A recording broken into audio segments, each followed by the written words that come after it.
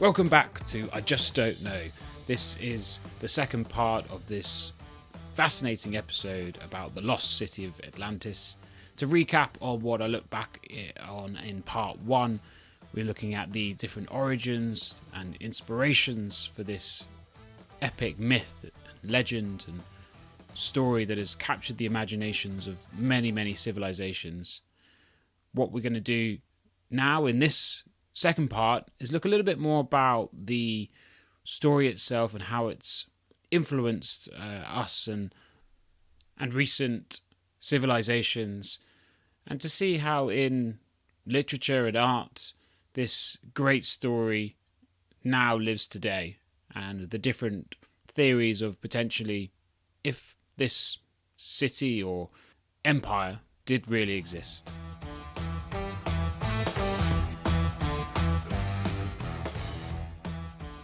So my second assumption for this episode on the Lost City of Atlantis is that fundamentally it's not real, and there's no possible locations for it at all. It's just, as I said in the first part, it's just a story. There's something that is sort of come from an interesting origin story used as an example to create another, or used as an example to create an explanation for utopia, a perfect civilization. But fundamentally, it's not real, and there's definitely no location of the Atlantis, the city of Atlantis or the Atlantean Empire. But if this was true, or if this civilization 9,000 years ago did exist, well, where could it be? And what could it have looked like? So that's what we're going to explore in this next part, and try to look at this assumption that it's simply just not real. And that people such as there is a professor from Arizona I read who pretty much just is pretty brutal when it comes to the idea of Atlantis. And let me say, she's Julia Anas, a professor in the University of Arizona. She literally says the continuing industry of discovering Atlantis illustrates the dangers of Plato, of reading Plato. He clearly uses it as a device of fiction, and it's proven that when stressing historicity of an event, he is a clear indicator that it is fiction, because he does this systematically through his works, that every time he tries to make something historical, it is definitely fiction. He uses it to examine the ideas of government and power. And anyone trying to find Atlantis and scouring the seabed is just ridiculous. And you need to be careful misunderstanding historical documents. So bit of a party pooper, but we're going to look into this. If it was real, or it is real, where is it, and where could it have been? And there's loads of content here. So let's see how this goes.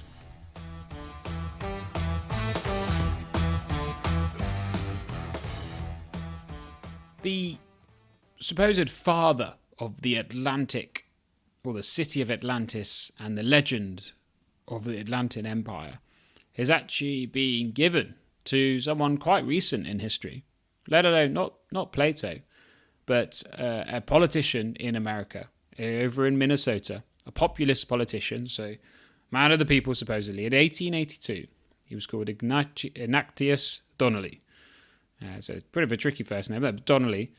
He was born in Philadelphia and Pennsylvania, and he moved to Minnesota there, and he decided to consider Plato's account as largely factual and a clear indicator that there was an ancient civilization to be discovered or to be studied.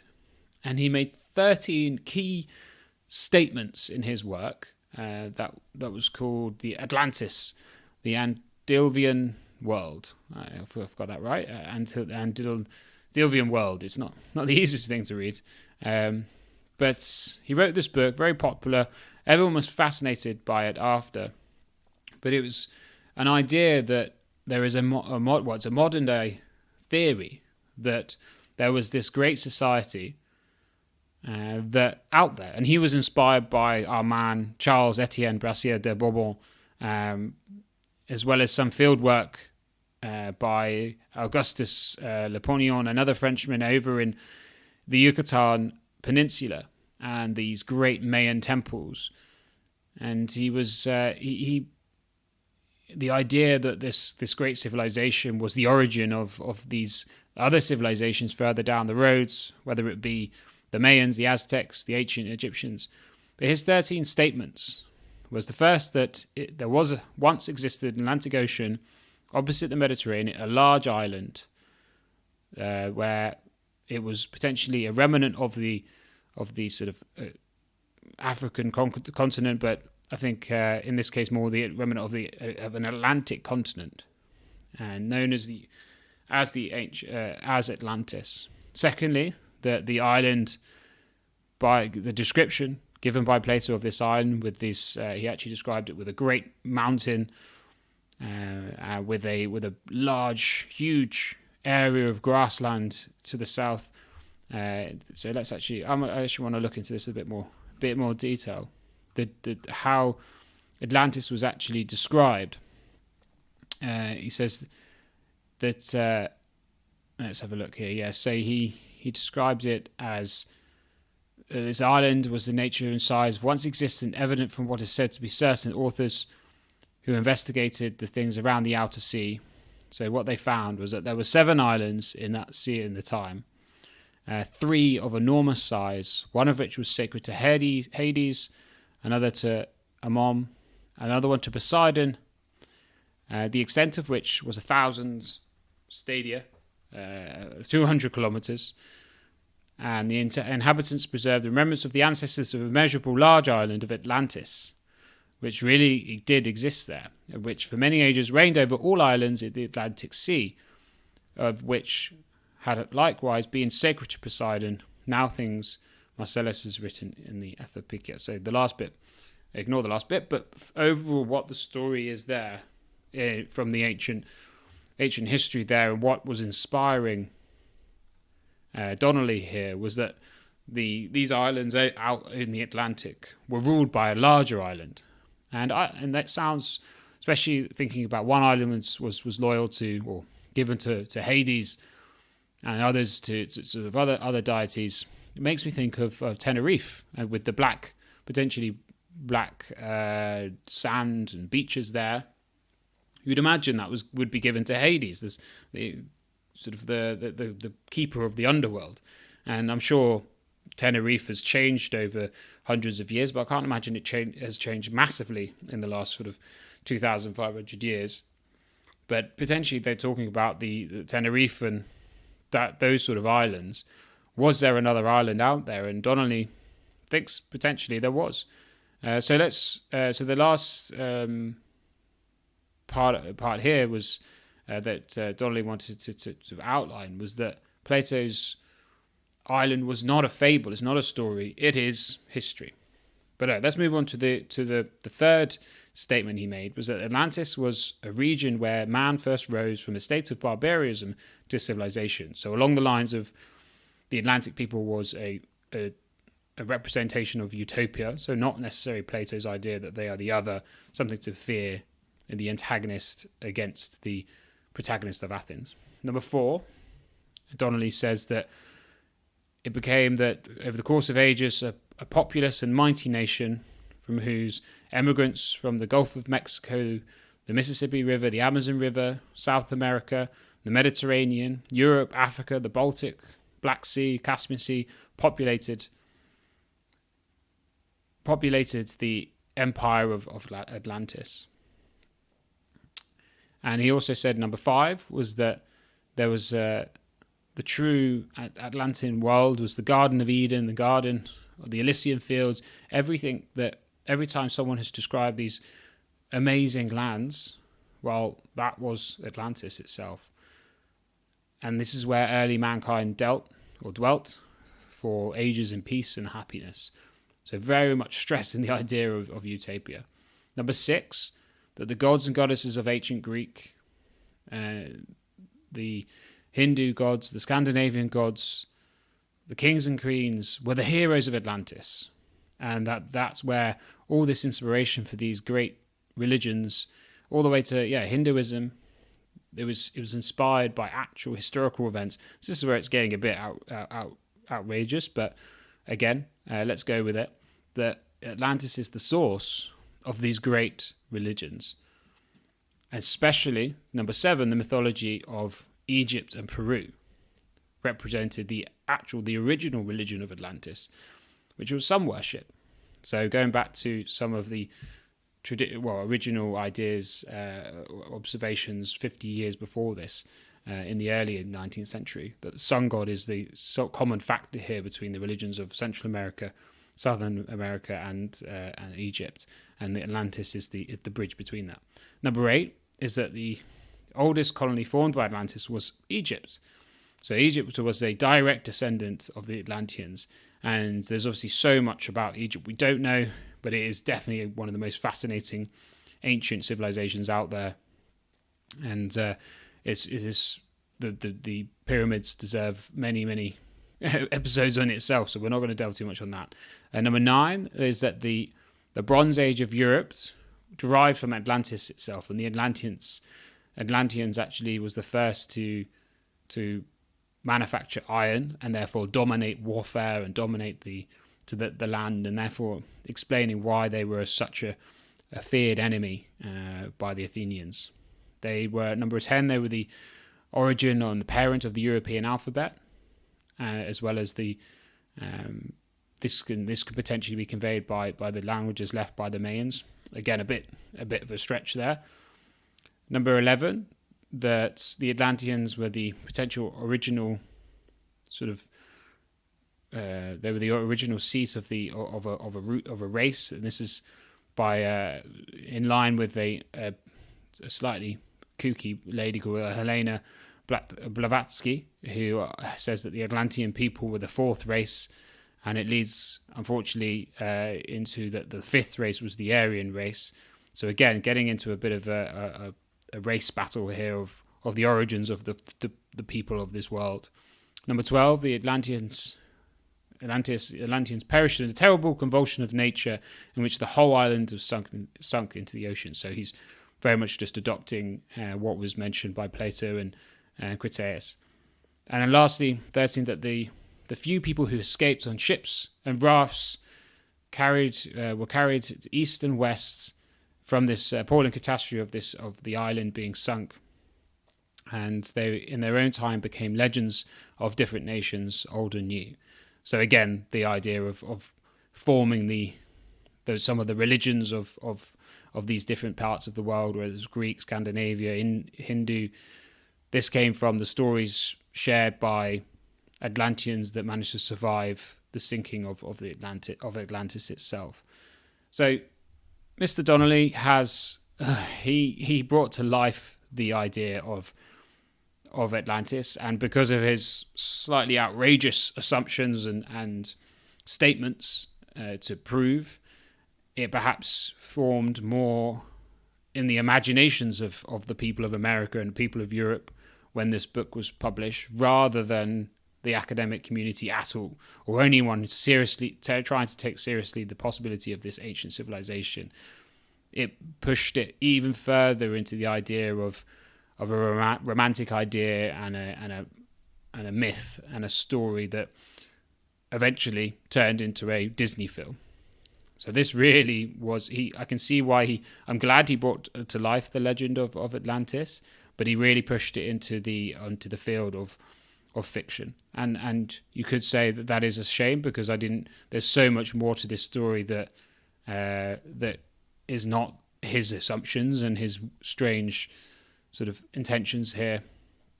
And but there's so much more that could actually answer if Atlantis did sort of exist. And this is where we're going to sort of touch on next, on the possible locations and ideas of this. And before we go into that, there is another person who more recently Graham Hancock, who you might have heard of, who's a bit of a pseudo-scientist, pseudo-historian, and he wrote a book, The Fingerprints of the Gods, and he kicks off or regenerates the idea of finding the location of Atlantis, and he really focuses on the idea of the climate and the cycles of the Earth over hundreds and thousands of years.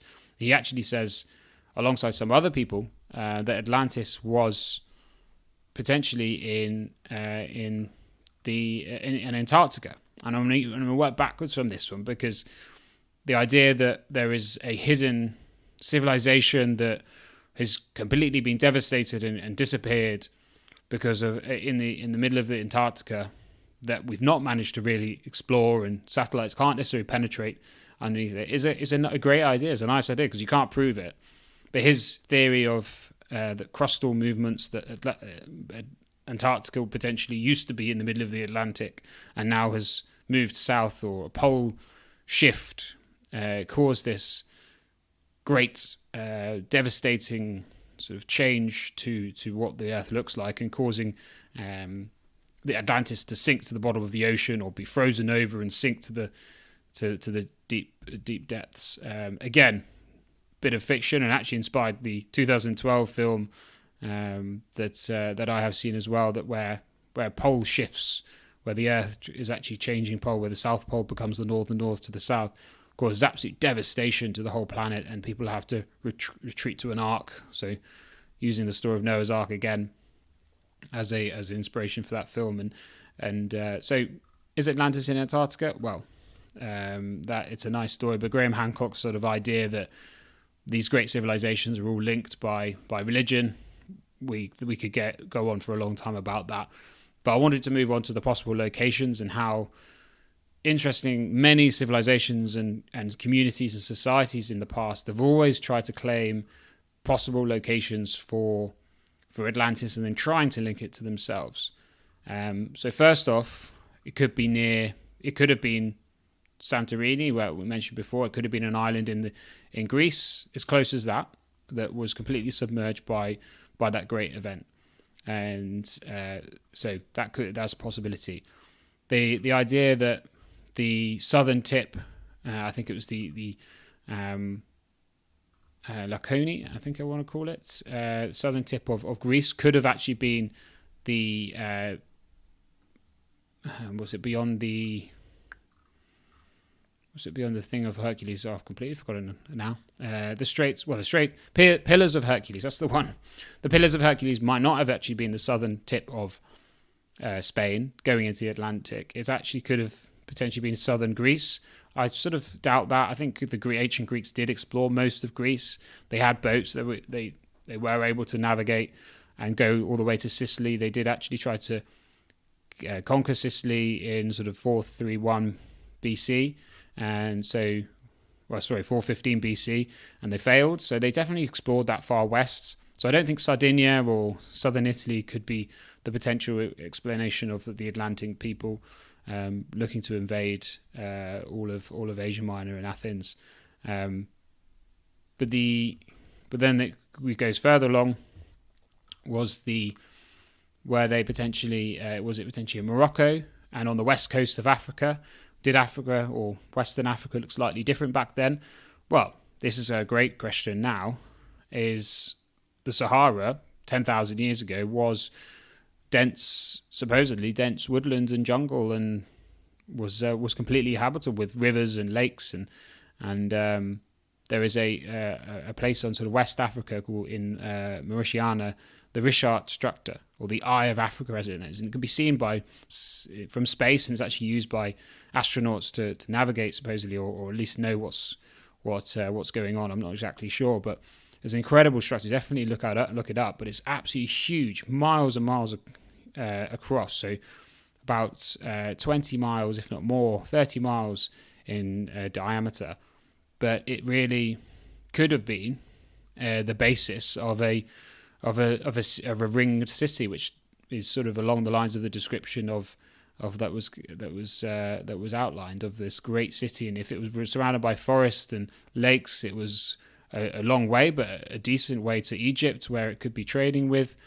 It could be they could have had ports going into the Atlantic Ocean, and they would enter the Mediterranean via sea rather than by land. Could be an option. Very interesting. Then obviously the Azores and Cape Verde and Madeira and the Canary Islands. Could it have been there? There is no island there right now that's big enough that matches the amount, but maybe they never actually went there, so they didn't know the size of Atlantis, and actually the people were from the Cape Verde and Canary Islands, and there is a volcano there in Cape Verde that could be the great mountain that is used in the poems and the stories that inspired it. So could it be Cape Verde? Potentially. And these people could have looked to try to pillage and venture into the Eastern Mediterranean for money and gold and people and slaves. There is even debate that Ireland is Atlantis, and you'll love this one, that the Irish, long time ago, well, not the Irish that we know now, but Ireland could have been Atlantis. The sort of Druid culture and the ancient Irish, they went south, and Ireland is definitely big enough Ireland to have a city, but I'm not sure about that. And that was someone from 15 years ago suggesting this, and it was completely a null hypothesis, as completely rejected.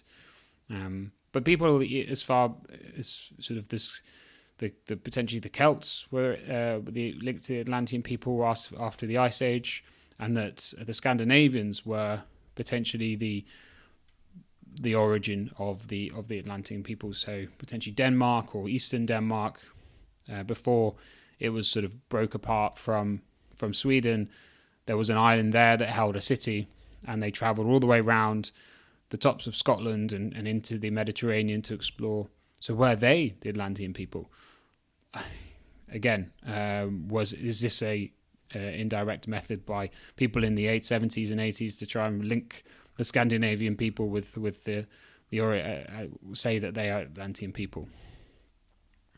And the Americans jumped on it as well, trying to explain with the discovery of the New World. We talked a bit about that Atlantis was somewhere along the east coast of South America, and or even potentially off near Bermuda or the Bermudian Triangle, where it was very difficult to navigate, and we've not been able to sort of really explore it until fairly recently. Would it be somewhere out there in the middle of the Atlantic Ocean?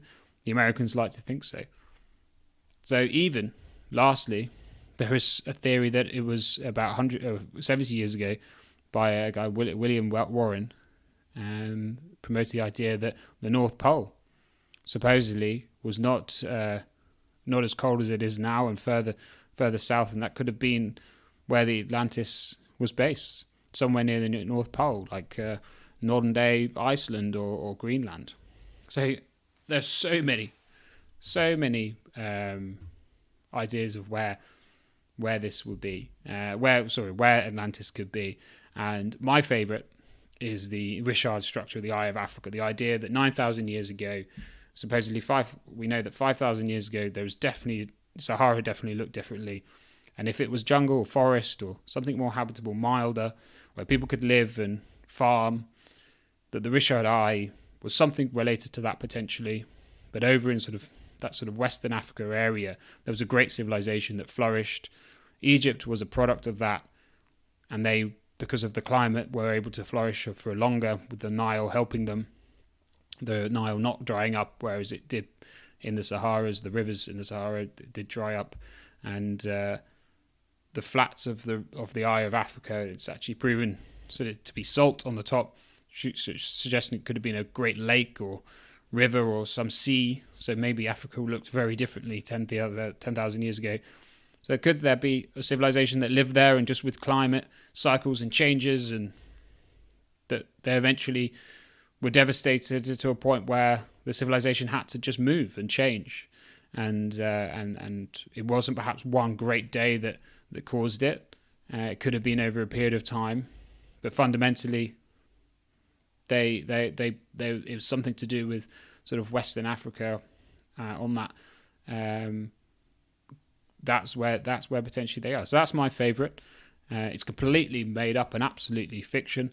In some eyes it could be potentially the truth. It doesn't matter, but it's quite fun to think about the possibility that this great civilization once exists, whether it was a utopia or whether it was the definition of, or the opposite of, the perfect society of Athens and its republic. Instead, it was a civilization of pride and greed and dominance in terms of just using fear and warfare and technology.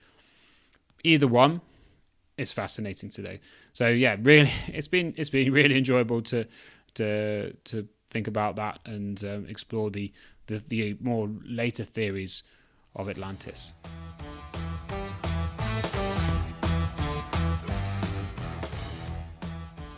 So to finish up, overall, the legend and myth of the Lost City of Atlantis is fundamentally fascinating.